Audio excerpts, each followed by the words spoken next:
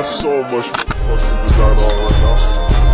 Bring it down, bring it down, make it come out, that thing all got some guap, bitches on the line, and you know. Assalamualaikum warahmatullahi wabarakatuh. Perkenalkan, nama saya Hamijah, Unit 2 Semester 4 Prodi PAI, Pendidikan Agama Islam. Pada kesempatan kali ini saya akan membahas tugas sejarah kebudayaan Islam yang berjudul Perkembangan Islam pada masa Utsman bin Affan.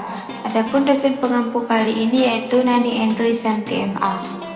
Baik, langsung saja kita masuk ke materinya. Latar belakang Utsman bin Affan.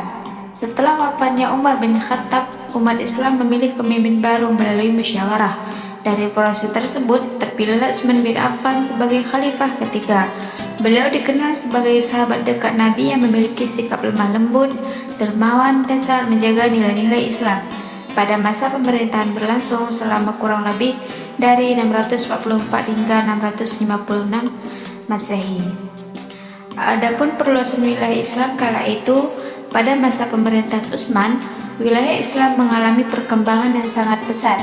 Kekuasaan Islam meluas hingga ke Afrika Utara, seperti Libya, kemudian ke wilayah Armenia dan Azerbaijan, serta sebagian wilayah Asia Tengah. Perluasan ini menunjukkan bahwa Islam tidak hanya berkembang sebagai agama, tetapi juga sebagai kekuatan peradaban yang memiliki pengaruh luas.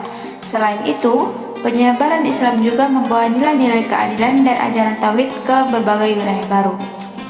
Dari gambar tersebut, kalian bisa melihat perluasan wilayah Islam era Utsman bin Affan. Adapun kodifikasi, yaitu pembukaan Al-Quran. Salah satu jasa terbesar Utsman bin Affan adalah melakukan standarisasi Al-Quran. Seiring meluasnya wilayah Islam, muncul perbedaan dalam membaca Al-Quran di berbagai daerah. Jika hal ini dibiarkan, maka dapat menimbulkan perpecahan di kalangan umat Islam.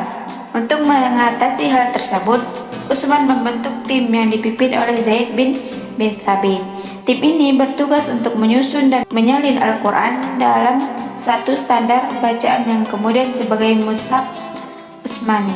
Hasil dari kebijakan ini sangat besar, yaitu terjaganya keaslian Al-Quran serta terciptanya keseragaman bacaan di seluruh wilayah Islam hingga saat ini. Adapun pembangunan infrastruktur pada masa pemerintahan Utsman bin Affan. Selain dalam bidang keagamaan, perkembangan juga terjadi dalam bidang pembangunan. Pada masa Utsman dilakukan pembangunan berbagai fasilitas umum seperti jalan, kota, dan masjid. Salah satu yang penting adalah perluasan Masjid Nabawi di Madinah.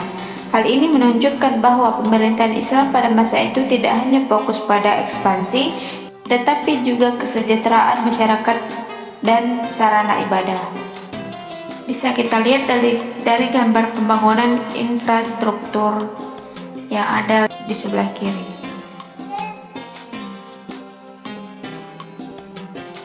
Baik, adapun pembentukan Angkatan Laut pada masa beliau. Hal penting lainnya adalah pembentukan Angkatan Laut Islam. Pada masa itu, umat Islam mulai membangun kekuatan di bidang maritim untuk menghadapi ancaman dari luar, terutama dari Kekaisaran Bizantium. Dengan adanya Angkatan Laut, wilayah Islam menjadi lebih aman dan mampu memperluas pengaruhnya hingga ke wilayah perairan.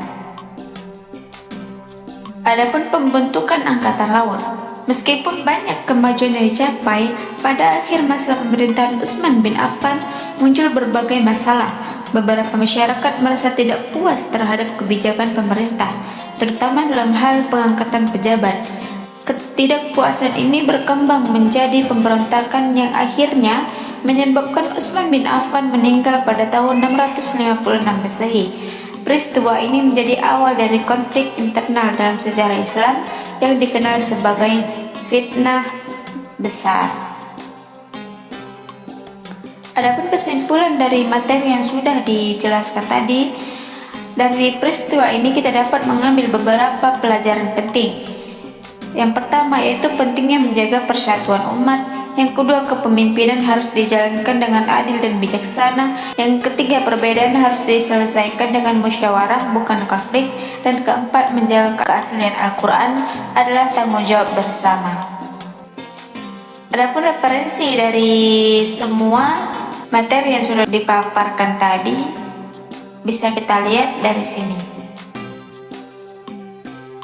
Baik, terima kasih. Mungkin cukup sekian yang dapat saya sampaikan. Lebih dan kurangnya saya mohon maaf.